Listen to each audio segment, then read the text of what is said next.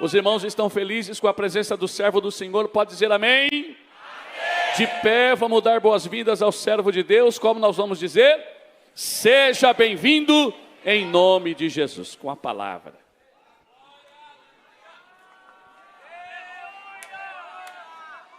Queridos, glória a Deus. Queridos, com muita alegria quero saudá-los com a paz do Senhor.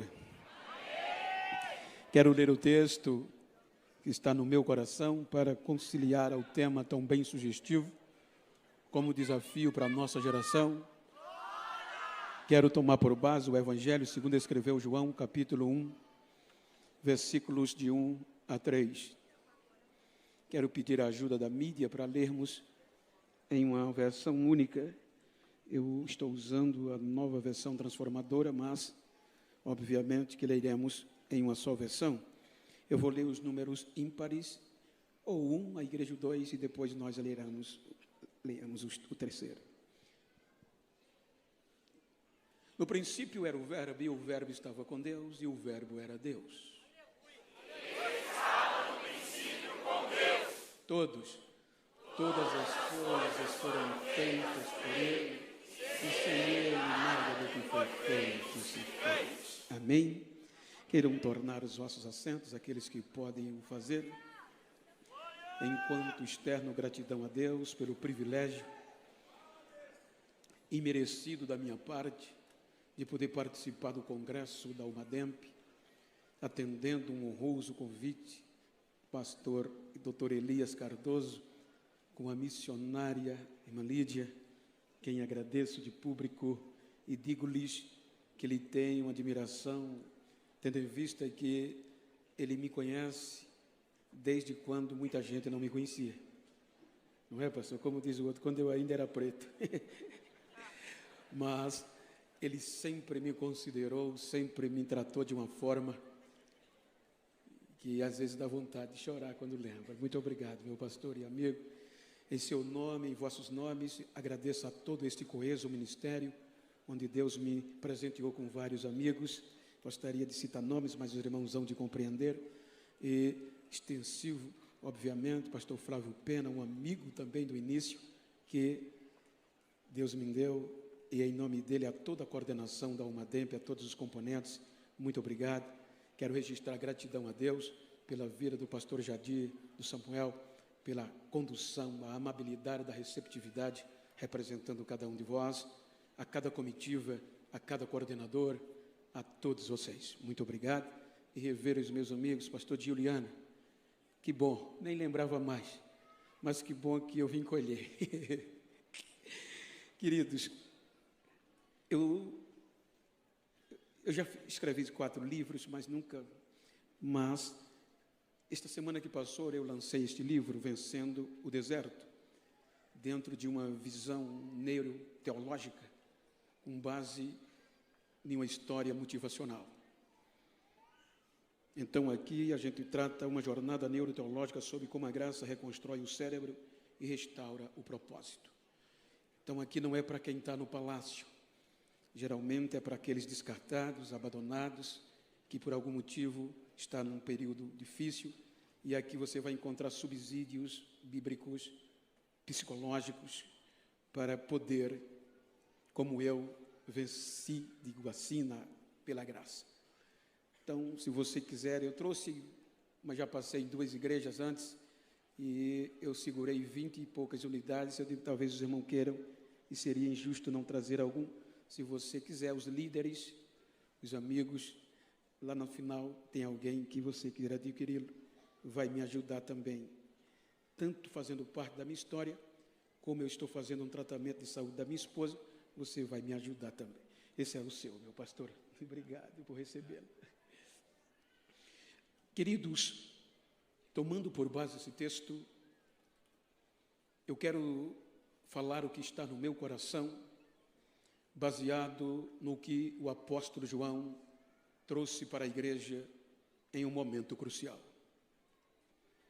O Evangelho e o Apocalipse, o Evangelho segundo escreveu João, são os últimos a serem publicitados. Alguns estudiosos datam dos anos 70 aos anos 90, aonde os outros apóstolos já haviam se passado. Era um período de segundo nível de perseguição para a igreja em Cristo, por conta que era uma perseguição imperial, governamental, e precisava de um subsídio lógico e contundente para que a igreja continuasse. Então o apóstolo João fica pelo resumo, por último, e neste último ele traz o princípio e o fim. Ele traz o começo e a revelação motivacional para uma igreja baseada nesta condição do início e do fim. Então eu quero, com base neste texto, contextualizar o texto em apreço, e o objetivo é estimular a nós, desta geração, que o peso não está simplesmente em um texto, em um tema, mas impregnado em nós da última hora. Quando nós analisamos, ele diz que no princípio, ele está diretamente falando do verbo, teologicamente, Cristo, a essência da criação. Observem que quando Deus vai dar início, o Gênesis, ele vem com um começo monocrático. Deus, no início, começa dizendo, haja. É uma decisão monocrática. Ele cria todas as coisas, do capítulo 1 ao versículo 1 até o 25. Mas quando nós adentramos no versículo 26, Cláudia e Cláudio, que alegria ouvi-los e revê-los, a gente se depara com algo tremendo, porque aqui vai entrar a essência de um projeto excepcional. Todos até o versículo 25, Deus faz existir de forma natural. Haja, a natureza opera. Mas agora Deus vai criar algo para viver a eternidade, por isso que o texto é voltado para a eternidade do Apocalipse, porque este é o princípio da criação. Então Deus vai elaborar uma criação para representar a terra de forma eterna diante dele. E aí não é qualquer coisa que ele vai projetar. Então a exigência é de um colegiado e não é mais uma decisão monocrática. Observe que quando o texto do 1:26 façamos, ele vai para o plural. Ele sai do singular, do agir e vai para o colegiado. Façamos este ser a nossa imagem e a nossa semelhança. Então este vai ser um ser que Deus vai elaborar para a eternidade, aonde a própria natureza não vai ter o poder de limitá-lo, porque Deus vai colocá-lo acima da natureza. Então há uma reunião, e nesta reunião se decide, é aqui a essência dessa inspiração. É por isso que o Jó, ele escreveu no seu livro, ou seja, o que Eliú testificou espiritualmente. Jó 33, versículo 4, não sei se a mídia projeta, ele diz, o Espírito de Deus me fez, vírgula. Essa essência é feita. Fez o quê? O ser humano. Porque Gênesis 2:7 diz que nós fomos feitos do pó da terra. Então o Espírito de Deus me fez. E aí entra a inspiração. Por quê? É esta inspiração que alguns eruditos apontam que quando o Espírito Santo criou o ser humano, nós, para um objetivo eterno, a gente foi criado sem a inspiração, sem o acesso divino. Então ele diz, vou habitar nele, que é quem prescruta a profundidade de Deus, a essência original de Deus, o oxigênio de Deus. Aí ele diz, para ele ter relacionamento com Deus, eu tenho que torná-lo acima da natureza. E para ele entender as coisas do Espírito, eu tenho que habitar nele. Aí o Espírito entra e faz um lugar dentro deste ser. Aí o Todo-Poderoso vem, sopra na narina dele e a sua essência nos torna alma vivente. Então, o escritor escritor aos Hebreus diz que, capítulo 2, que é o homem para que te lembre deles, ou o filho do homem para que o visites. Um pouco menor que os anjos o criaste, mas o coroaste de glória e entregaste a ele todas as obras das tuas mãos. Capítulo 1, versículo 26 do Gênesis: façamos o homem a nossa imagem e semelhança, e domine ele sobre os peixes do mar, sobre os animais, olha lá, domine ele sobre os peixes do mar, sobre as aves dos céus, sobre o gado, sobre toda a terra e sobre tudo réptil que se move sobre a terra. Ele vai ser elaborado acima de tudo, porque ele é espiritual, ele não é natural, ele está acima da natureza, ele não apareceu no haja, ele foi feito, ele foi criado na essência original do Criador. Então vai haver relacionamento. Agora o Espírito liga ele a Deus. Aí vem um relacionamento contínuo. Todos os dias, na virada do dia, tinha diálogo. O único ser sobrenatural que não precisou de um haja, de um útero para existir. Então, observem que agora ele tem acesso total a Deus, sem impedimento, espiritual, criado por este ser na sua essência. No princípio era o verbo, era a palavra, e a palavra é a essência da criação. Tudo foi criado por ele, e sem ele nada se fez. Mas nós em um grau maior. Então há relacionamento.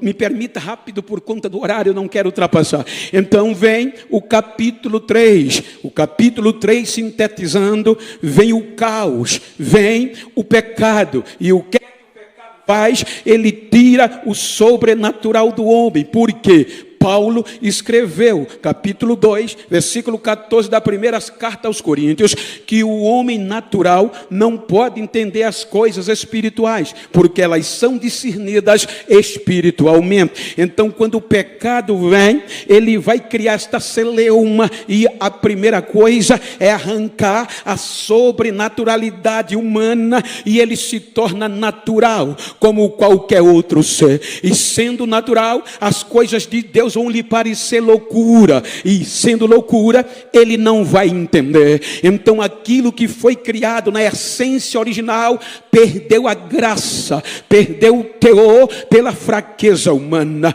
Então o que é que acontece?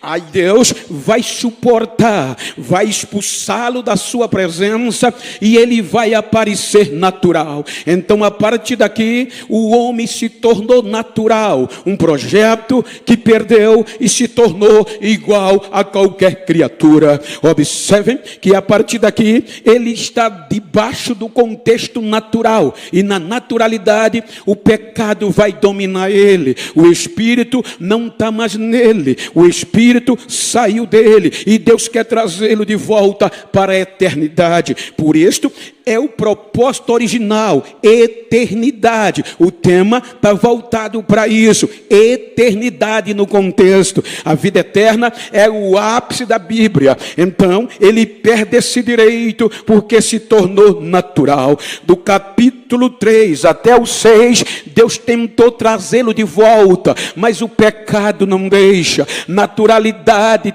total. Capítulo 8, passou o dilúvio, e Deus não desiste, tenta trazê-los de volta, mas é natural. Observem que no capítulo 9, Deus devolve o direito sobrenatural à geração de Noé, do recomeço. Por isso que o capítulo 9 do Gênesis vai estar escrito: abençoou Deus a Noé e a seus filhos, e disse-lhes: multiplicai, frutificai e enchei a terra. Aí vai repetir o Gênesis 1 e 26. O pavor, versículo 2, por favor. O pavor a voz virá, ou seja, sobre o quê? Sobre os peixes do mar, sobre os animais, sobre os répteis, sobre tudo que se move, sobre a terra, nas vossas mãos são entregues, mas é natural. Então, capítulo 11, o pecado vem e o ser humano continua afastado, sem direito à eternidade. O pecado vai vencendo, o pecado vai multiplicando. E Paulo, escrevendo aos Romanos, ele diz, 5,14, o pecado mandou e por isso a morte reina, desde Adão até Moisés. Então observem que este ser não tem relacionamento com Deus. Este ser vai ser expulso da presença de novo e espalhados sobre a face da terra. Quando eles se espalham sobre a face da terra, então vem o contexto da Mesopotâmia, Oriente Médio, e agora não há relacionamento com Deus, não há intrínseca entre o homem e Deus, porque ele é um projeto natural. Natural não vai entender as coisas de Deus, a idolatria vem. Então Deus resolve investir em trazê-los de volta para a grandeza do seu nome. É aqui que é preciso o sobrenatural, porque o natural já está deteriorado. Aí o que é que Deus faz? Ele vai na Mesopotâmia. Segundo os estudiosos dizem que nesta época a população mundial era cerca de 27 milhões de habitantes no tempo de Abraão. Cidades da Mesopotâmia, cidades do Oriente, eram mais densas e chegavam a 10 a 50 mil habitantes. Aí Deus diz, vou recomeçar com um projeto sobrenatural, porque o princípio foi deteriorado. Ele começou, mas o homem deteriorou. Aí Deus diz, mas agora eu vou começar do zero. Eu vou começar pelo sobrenatural. Entre 27 milhões de habitantes, aí Deus resolve recomeçar, porque o útero entrou no capítulo 3, e o útero tornou o homem sobrenatural, ou natural, porque o útero recebe, o útero abriga, o útero protege, e nisso vem a naturalidade, porque o útero normal não precisa ação milagrosa, a natureza já faz isso. Relação sexual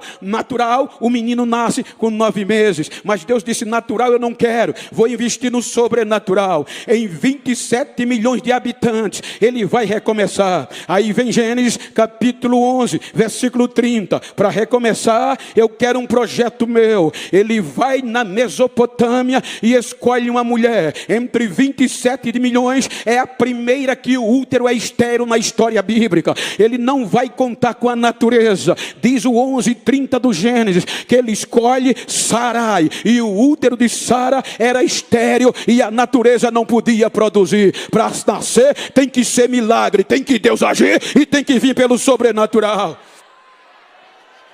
E Sarai foi estéril e não tinha filhos.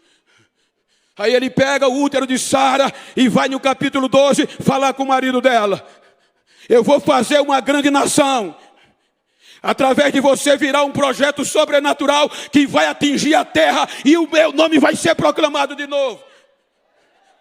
Por meio de ti, versículo 3, abençoarei os que te abençoarem, amaldiçoarei os que te amaldiçoarem, e em ti serão benditas todas famílias da terra. Eu quero dizer, eu quero trazer a mim todos os moradores da terra para a vida eterna de novo. Aí agora vai nascer um projeto sobrenatural. Abraão acredita. Capítulo 15 ele desanima, 10 anos o menino não nasce. A vergonha aflora. Cadê a promessa que o Senhor prometeu? Deus diz, o projeto é meu, não é seu. Eu sou o Senhor Deus Todo-Poderoso. O teu galardão vai ser grande, acredite. Capítulo 15 ele termina confiando. Mas a pressão de Sara, no capítulo 16, faz ele voltar para o natural. E quando ele vem para o natural, nasce Ismael. Mas Ismael não é sobrenatural, é do útero de Agar que a natureza produziu. Aí Deus aguarda 13 anos. Depois de 13 anos, Deus aparece no capítulo 17, dizendo, esse não anda na minha presença e ser perfeito. O meu é sobrenatural. Capítulo 18. Me permita sintetizar. Abraão, para piorar, ficou velho. Eu tenho 44 anos de casado, 61 de idade. Não produzo mais menino. Os hormônios não dá mais, ficamos velhos, filho. O útero fechado piorou, entrou na menopausa. Já que mesmo a natureza quisesse, não podia fazer mais. Quando Abraão não produzia mais, e a natureza tinha todos os aspectos patológicos para não agir mais, aí Abraão está acabado debaixo do sol quente, na hora mais quente do dia, aí vem 3 anjos.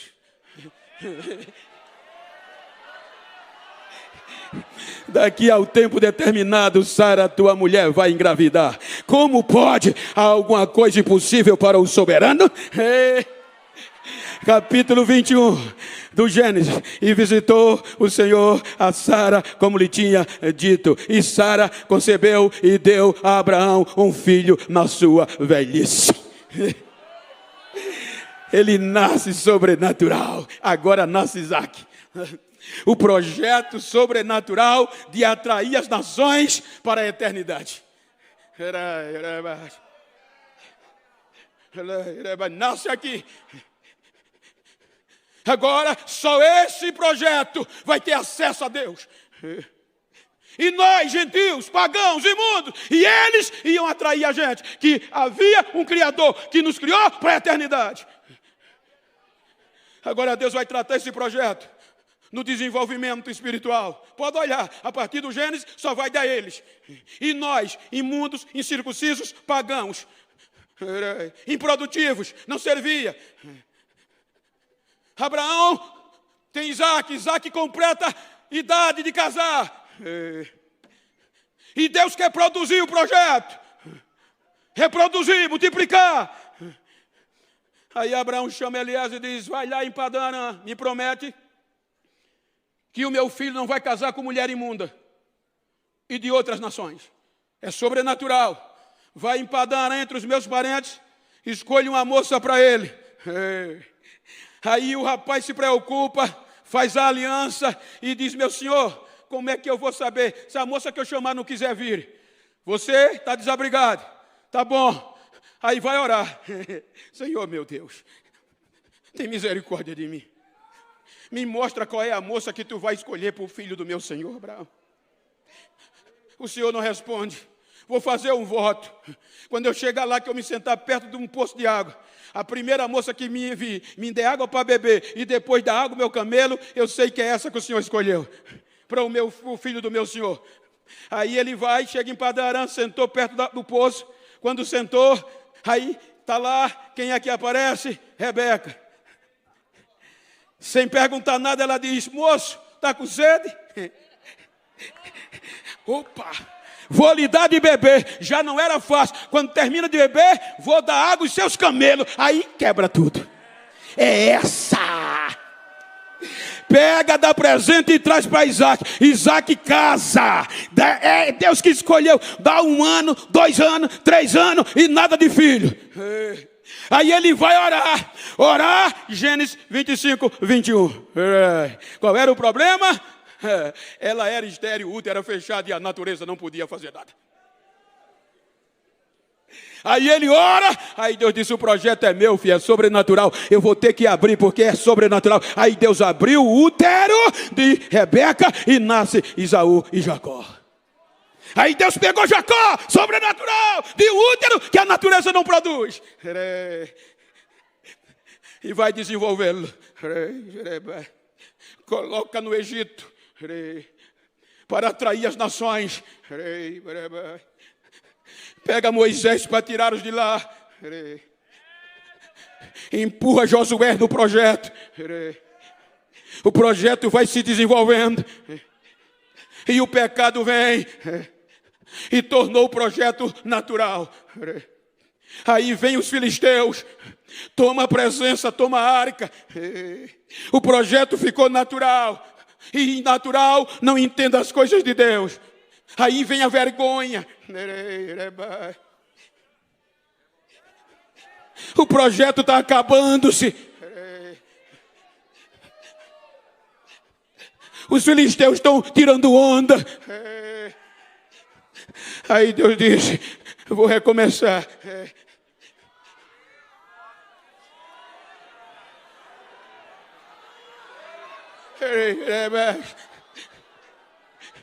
Quando os filisteus pensou que não tinha mais nada, aí Deus vai na natureza e diz: natureza, o projeto se tornou natural, mas eu quero recomeçar sobrenatural. O que é que o Senhor quer fazer? Eu vou recomeçar. Aí vem Samuel escrevendo no seu livro, capítulo 1: havia na região montanhosa de Efraim um homem. Esse homem tinha 2 mulheres. Essa mulher, uma era Penina e o outro era natural e tinha filho. A outra era Ana, mas era estéril. Aí ele escolhe o útero estéril e vem Samuel como um projeto histórico e essencial. Quando o filisteu pensou que tinha acabado, ele grita: até aqui nos ajudou o Senhor, até aqui. A glória volta a cair e ele recomeça.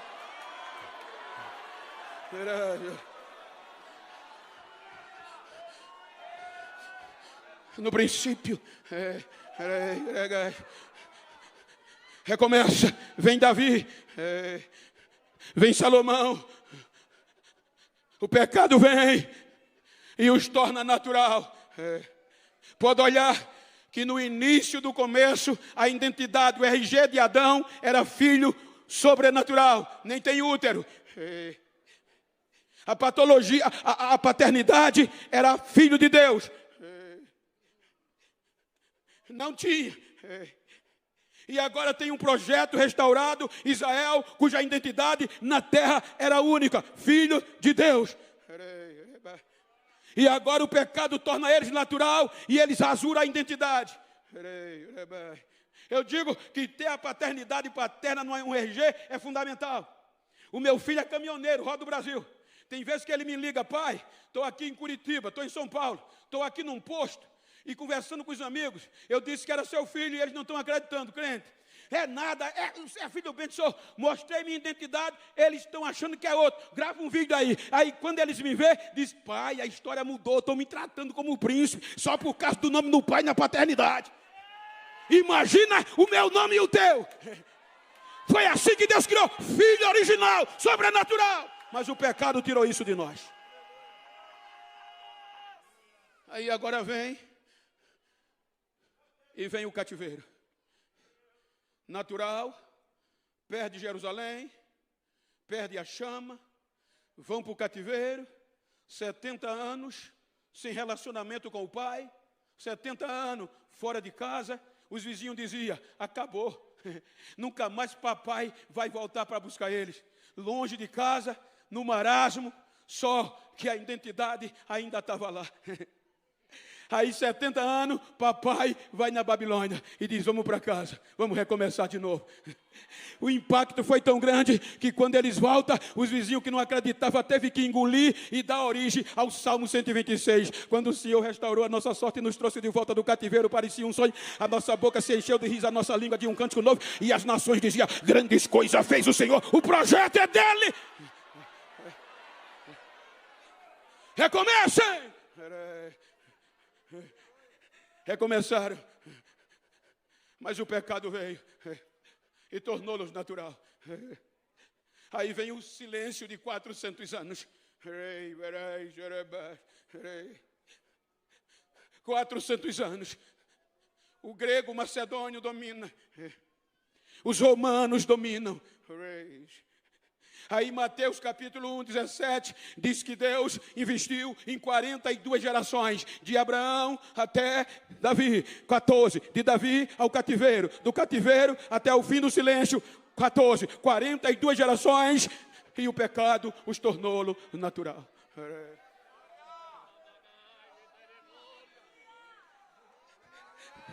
Aí Deus diz: eu já fiz de tudo. Já mandei profeta, eles não me ouviram. Mandei mensageiro, eles mataram. Natureza, eu preciso recomeçar. O que é que o Senhor vai fazer? Eu vou ter que mandar quem começou para terminar.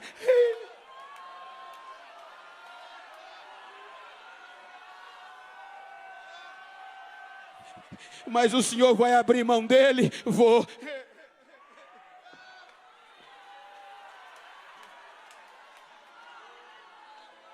Ele começou, ele sabe terminar.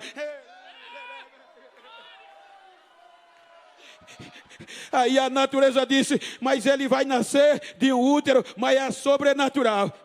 Segundo os estudiosos, nesta época, a Terra tinha cerca de 170 milhões a 300 milhões de habitantes. Na região da Judéia, cerca de 25 mil habitantes. Aí Deus diz, natureza, segura aí que é comigo. Aí diz, Gabriel, vem cá.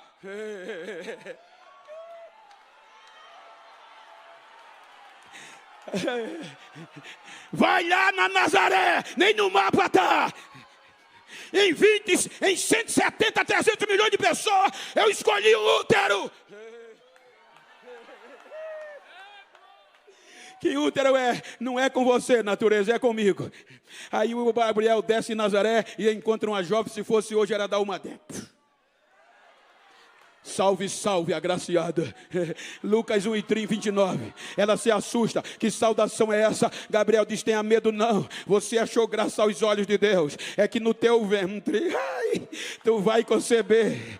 E tu terás um filho. O nome dele será Jesus. É sobrenatural. É filho do Altíssimo. E Deus vai entregar a ele o trono do seu pai Davi. Ele vai reinar na casa de Jacó. E o seu reino não vai ter fim. Aí Maria diz, como é que pode, versículo 34, o meu útero é virgem, eu não tenho relação, não é problema seu, é santo, é sobrenatural, o Espírito virá e ele nascerá, filho do Altíssimo.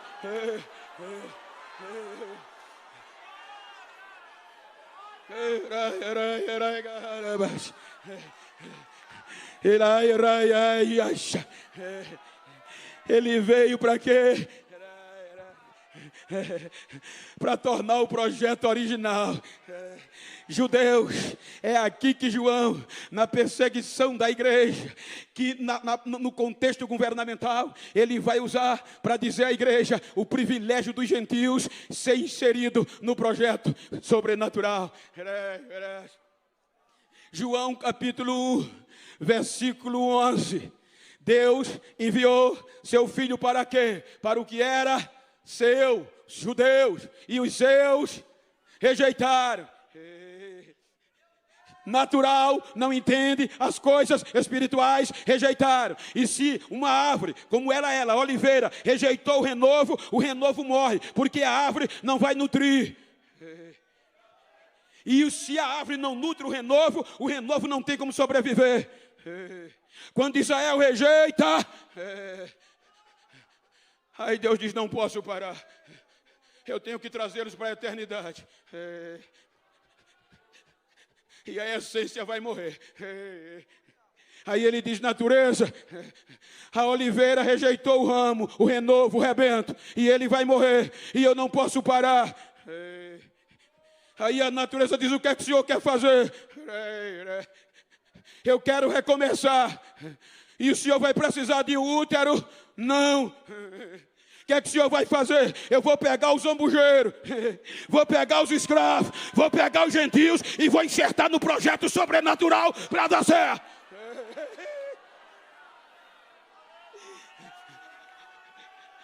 Aí a natureza disse, sem útero eu estou fora. Por isso que Paulo, Romanos capítulo 11, 24, diz que nós somos cortados do natural zambujeiro contra a natureza caiu fora. Sem útero não dá. Aí quando a natureza caiu fora, aí Deus vai para a graça. Graça, eu quero jogar o zambujeiro no original, no sobrenatural. Aí a graça disse, é comigo mesmo, deixa comigo, Senhor. O que é que o Senhor... Ele vai morrer, vai. Mas o Senhor ressuscita. E quando ele ressuscitar, o Senhor já ressuscita o zambujeiro com ele. E o zambujeiro vai nascer sem útero, vai nascer pela graça, revivificado no sobrenatural. Aí papai diz, é agora.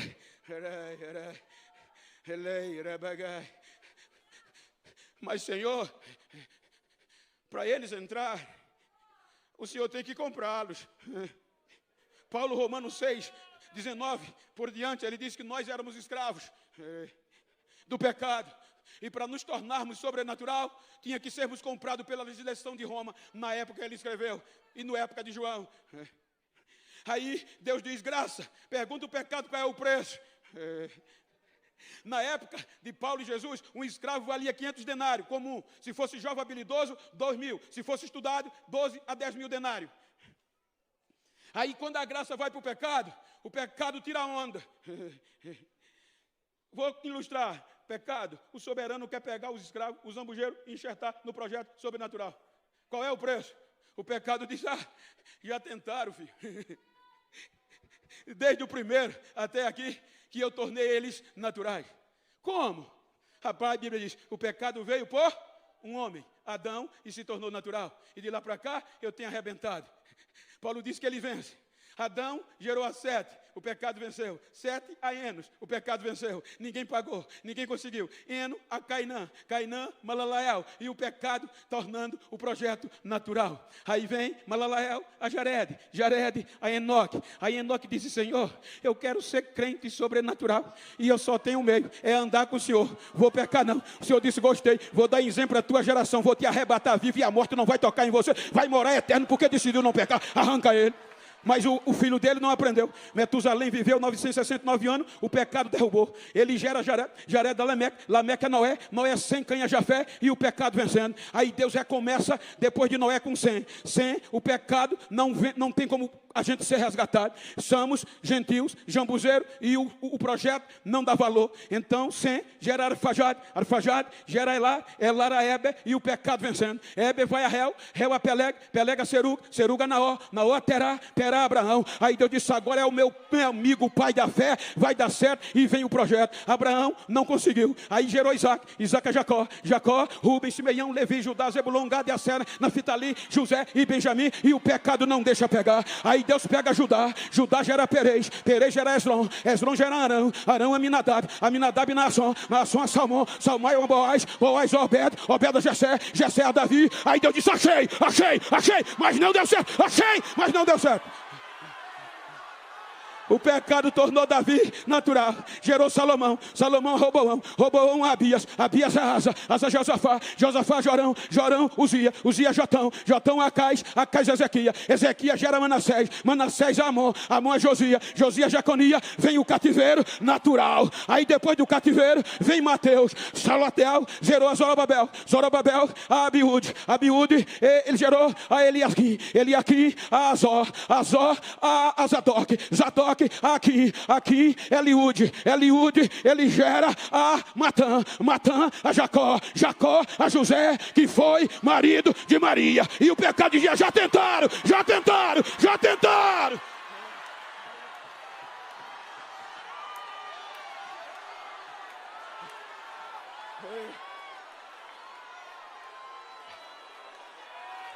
Todas as coisas foram feitas por Ele, sem Ele, nada de que foi feito se fez. Ele vem, cumprindo a plenitude dos tempos. Deus enviou seu Filho, nascido de mulher.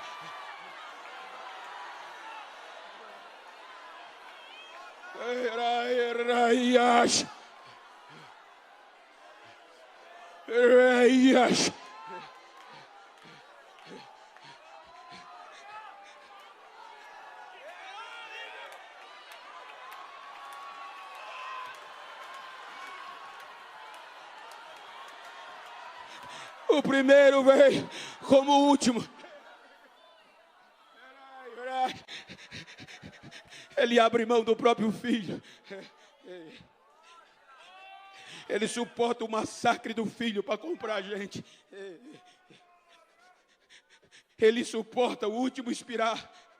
Por isso que está escrito, Paulo escreveu à igreja gentia de Colossos, que aos últimos expirar, disse João, Pai, em tuas mãos eu entrego o meu espírito. Está, rasga o carnê. Acabou a dívida.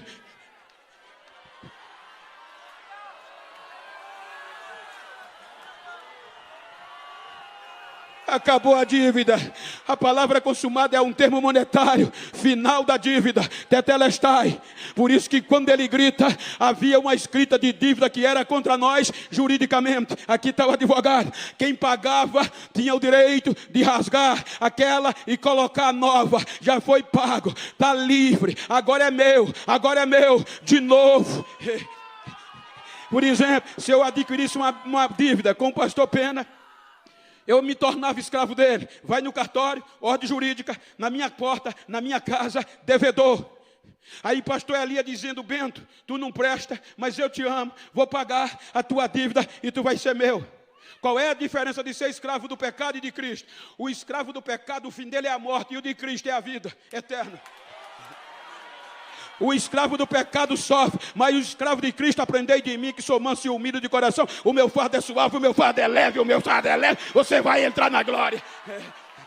Aí quando ele pagava, vai na carta lá no cartório, pega uma nova escrita, uma escrita com o nome consumado. Vai na minha casa, arranca de mim a de dívida e bota a nova, consumado, está livre. Quem passar vai ter que aguentar. Por isso que quando Paulo escreve Colossenses, capítulo 2, versículo 14 e 15, leia aí comigo, põe aí rapidinho. Colossenses 2, 14 e 15, quando ele diz: terminou, pode rasgar o carnê, que aqui dentro, havendo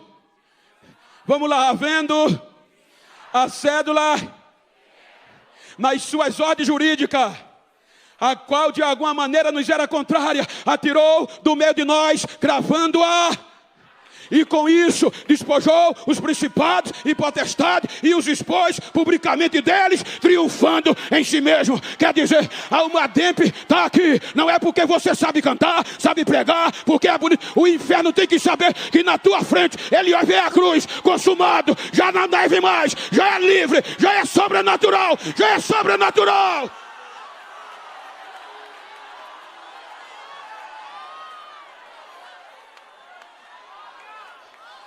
Aí ele escreve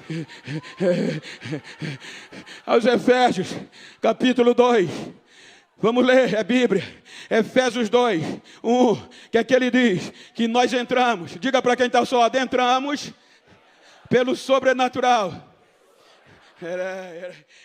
Antes desse, coloca João, só para você ver que é sobrenatural.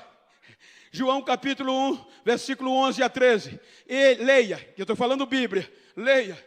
João, por favor, filhos, 1 e 11 a 13. Veio,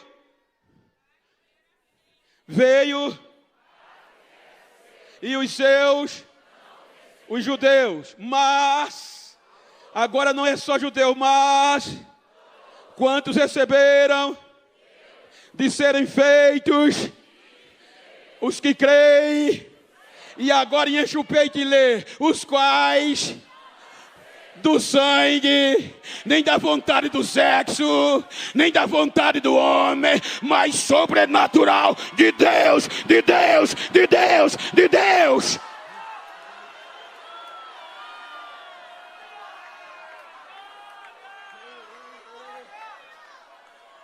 Olha para quem está ao teu lado e diga: eu sou sobrenatural. Aí Efésios capítulo 2, como foi o processo para a gente entrar? Versículo 1 por diante, por favor, Efésios, capítulo 2. E vos vivificou estando vós mortos. É para nós, gentios, em ofensas e pecado. Porque em que noutro tempo andaste, segundo o curso deste mundo, segundo os príncipes da potestade do ar do Espírito, que agora opera nos filhos da desobediência. 3.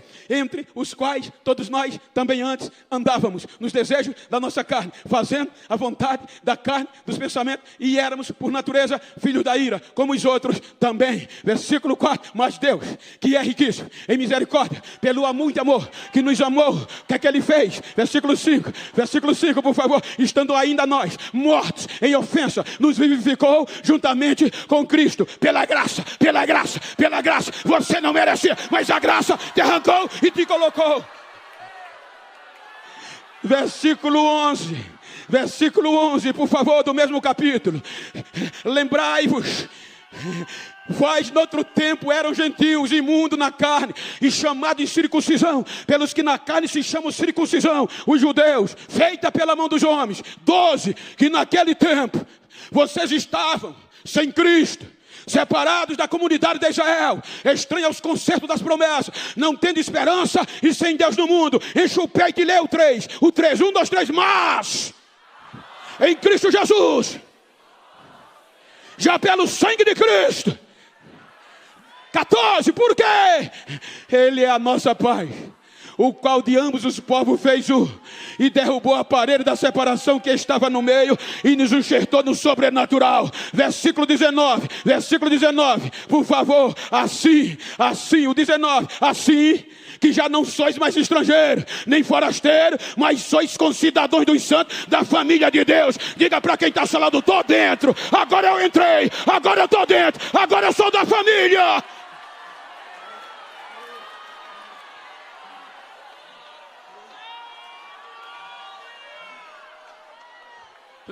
Arai.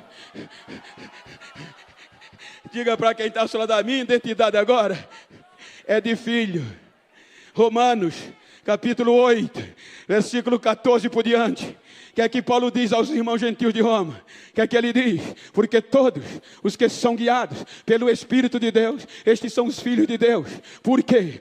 Porque não recebeste o Espírito de escravo para outra vez estarem com medo, mas recebeste o Espírito de adoção de filho, pelo que clamamos Abba Pai. Quer dizer, nós não tínhamos direito de chamar nem Deus. Se você for do Nordeste, a partir daí não vai ter mais véu. Se for nordestino, pode entrar no céu, chamar Paim, Paim, e tem acesso à geladeira, tem acesso a tudo que é de Deus. Ele disse: agora vocês podem chamar ele de papai, de Paim, de maifado, de maidere, do jeito que vocês quiserem.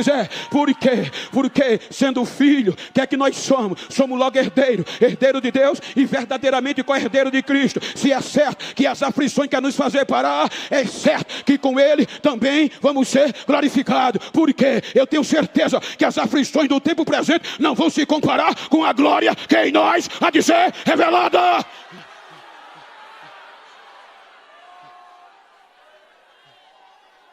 Aí agora vai o projeto ser sobrenatural. O pecado levou na cara. Ele senta à direita do Pai e diz: Pai, eu comecei, eu fiz e terminei. Agora eu vou te pedir, devolve para a minha igreja o que Adão perdeu, que não tinha o direito de comer a árvore da vida. Até aqui, o Espírito, depois da queda, vem sobre, pastor Jurandir. Sobre Adão, sobre Davi, sobre Jefté, sobre Sansão. Tudo é sobre, não desce. Aí ele diz: mas pai, ela agora é sobrenatural, a minha noiva. E eu não quero ele sobre, eu quero ele dentro dela. Como era, pai, para tornar ela sobrenatural. Aí papai diz: é agora. Aí vem Lucas Atos. Estava a igreja reunida, amedrontada em Jerusalém, e de repente veio do céu um barulho como de um vento impetuoso, forte, e encheu a casa. O Espírito Santo vem sobre, mas não para. Aí diz: e todos foram cheios. Quem foi cheio? E agora? Aí agora Paulo pega isso e escreve a Gentil de Coríntios, capítulo 6, versículo 19 e 20. Leia aí, versículo 19, Paulo vai dizer que agora a gente não pertence, já somos sobrenatural. Olha o que é que ele diz, 1 Coríntios, capítulo 6, 19 e 20. Uau! Não sabeis vós, vamos lá, 1, 2, 3. Que o nosso corpo, quer dizer, ele mora, quem habita é dentro ou fora? Então ele voltou para dentro. Que habita em nós, proveniente, e que não sois, porque foste. Por isso, glorificai a Deus no vosso corpo, no vosso espírito, que pertence a Deus. Então, só para chatear, olha para quem está ao teu lado e diga: sou sobrenatural, filho. Diga: eu sozinho, com esse Espírito morando dentro de mim, nada me para, faço raiva o inferno.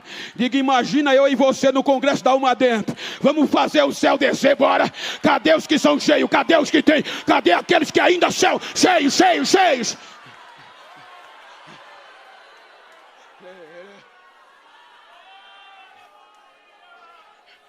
Aí agora o pecado vem. E qual é a função agora? Ele é o alfa.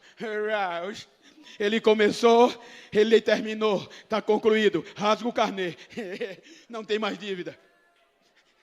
Aí os judeus vão invadir a Judéia. A ordem é: ficai em Jerusalém. Até que do alto era até aqui. Enfraqueceram. Aí Deus desce para Pedro um lençol para abrir a mente de Pedro, cheio de animais imundos, amarrado pelas 4 pontas. Levanta, mata e come na hora de fome. Não, Senhor, é imundo. Nunca. Segunda vez, não. Terceira vez, não. Recolhe. Como ele rejeitou a gente, aí Deus salva Paulo. Paulo, você vai levar a minha palavra aos gentios, e eles é quem vão inseminar o mundo, dizendo que eu sou o alfa, eu sou o ômega, eu fui, mas vou voltar. Filipe incendeia Samaria. Eles ainda faz a Judéia e Jerusalém. Aí Deus pega um negrinho que vinha em cima de um carro para adorar. Primeira vez que eu vi um branco correndo atrás de um preto. O preto cheio e o branco correndo atrás para tocar fogo. Era o africano. Entendes o que lê? Ele leva este poder e vai gritar na África: ele é o alfa, ele é o ômega, e ele vem. E são milhões de pessoas através desse eunuco.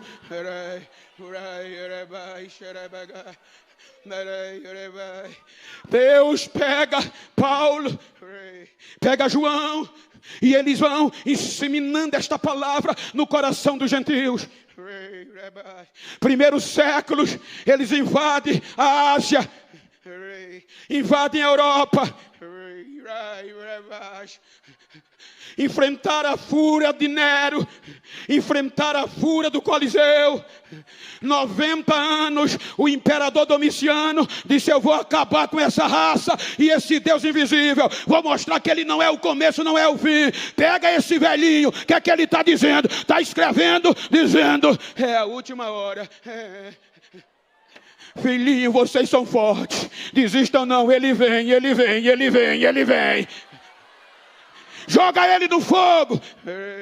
Vai buscar nenhum fio de cabelo queimado. Joga na ilha de Patmos. Quero ver falar desse rei invisível. 91 anos depois de Cristo. Jogado para não falar mais nele. Vai morrer exilado.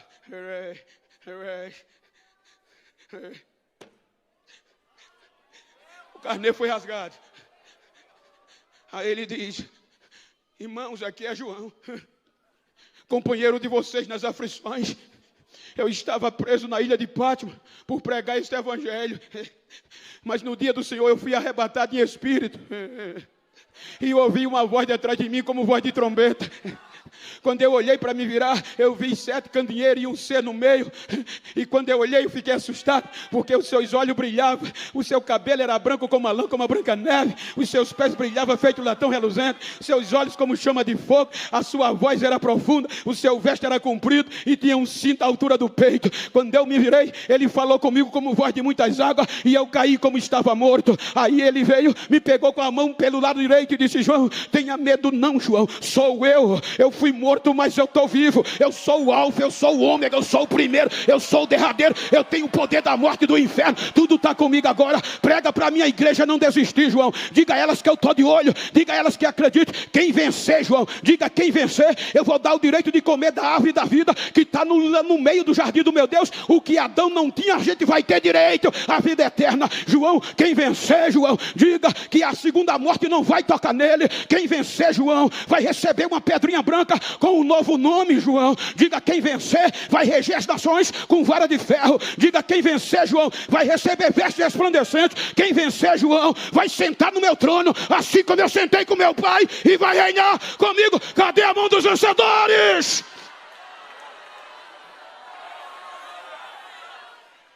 Não pararam. Século 17. Quando o liberalismo teológico entra, filósofos como Lindolfo Bulto tentavam tirar isso. Aí aparece John Wesley, Charles Wells, Jonathan Edwards, Continuando, ele é o alfa, ele é o ômega, ele vem.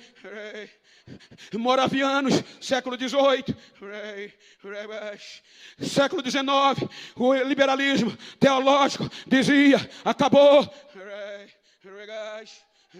Aí aparece D.L. Moody, aparece William Booth, aparece Catarina Booth, aparece Charles Finney, e aí vai, século XIX, no meio do liberalismo teológico, no meio da chama apagada, aparece o jovem Evan Robert, aparece o William Seymour, pregando o Pentecoste e dizendo, ele é o alfa, ele é o ômega, ele vem, ele vem, ele vem, e o pecado não pode parar mais.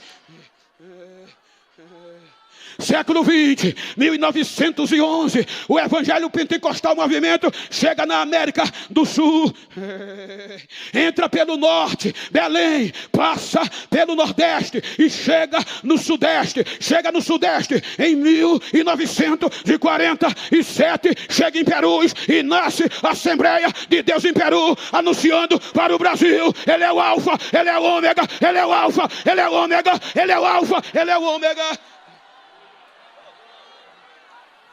1966, nasce em Perus uma tal de uma DEMP que vai assombrar o Brasil. E hoje, olha nós aqui, olha nós aqui.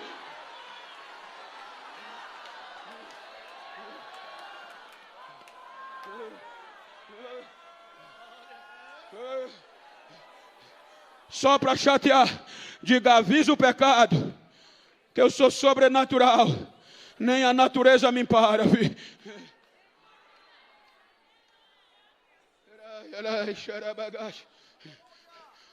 Aí não é só falar, é viver. Como é que pode? Só em eu estar aqui já é um exemplo. Eu estou fora de todos os padrões da sociedade. Preto, beiço virado, cabelo ruim. Pobre. Mas agora eu vim pegar a minha recompensa lá do empreendedor. Pelo menos no livro ele vai comprar. E todo mês eu vou para todos os continentes. Oceania, Europa, África. E às vezes o pretinho, fora dos protocolos, quando desce no aeroporto, tem 4 galegos que dá para ver o sangue correndo no rosto, abrindo a porta e o neguinho não está nem aí, entra e senta. Sou sobrenatural.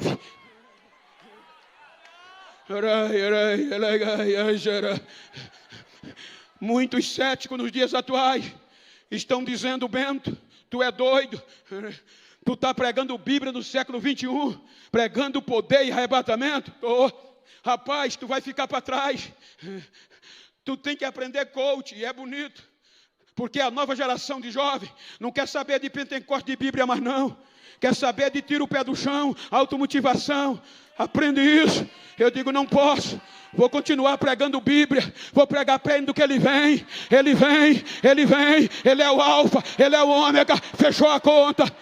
Mas muda, dá para mudar não. Quando eu fui juramentista da turma de bacharel pelo MEC, o doutor na reunião, X Bento, tu agora é doutor, não é mais cortador de cana. Vigia quando for pregar. Como? Tu não tem que sair da extremidade do púlpito. Não levanta a mão não, que é antiético. Fala a 40 centímetros do microfone, para não cuspir. Eu digo, é assim, é. Então toma o seu diploma, eu prefiro a unção. Eu quero os dois, mas se só eu escolho a unção. Então eu rodo, eu pulo, agora é que eu falo línguas estranhas. Cadê a geração que ainda fala línguas estranhas? Cadê a geração que vem comigo? Mas eu louvo a Deus que no dia 19 de julho de 2026, depois de 60 anos que a Almademp nasceu, eu estou pregando na Almademp e aqui ainda dá para ouvir barulho de glória, não dá? Aqui ainda tem uma geração batizada, não tem? Deixa eu ver o barulho da geração. Deixa eu ver o barulho dessa geração. Fique de pé, por favor. Raias! Raias! I pray I share. Inimiga I share. I'm praying I share prayer I share.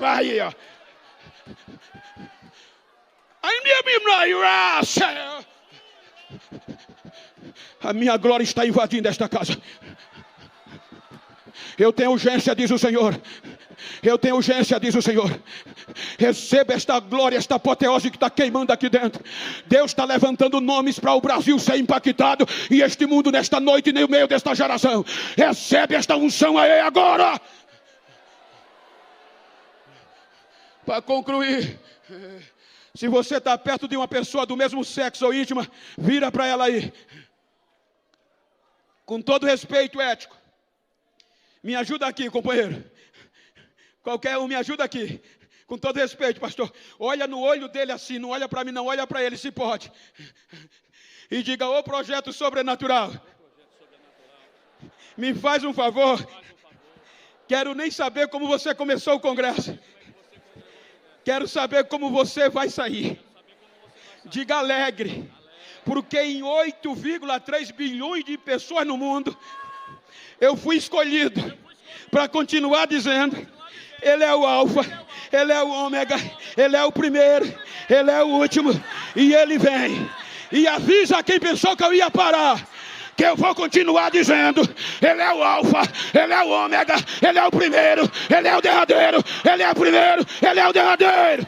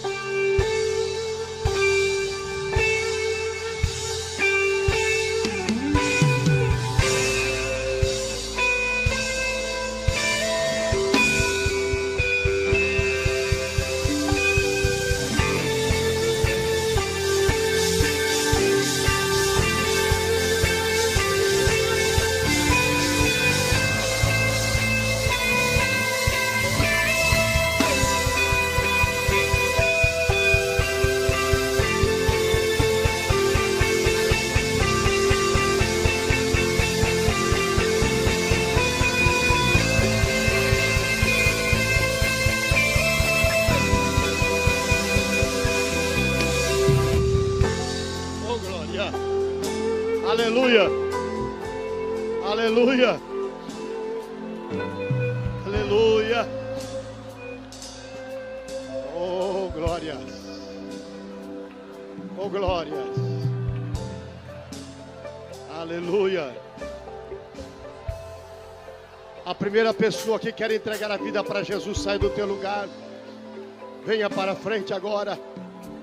Você que tem alguém que está do teu lado, que ainda não entregou a vida para Jesus, faça esse trabalho agora. Traga essa pessoa para vir à frente, para receber Jesus como Salvador da sua alma. Na internet, se tiver alguém que foi tocado pela palavra, comece a dizer: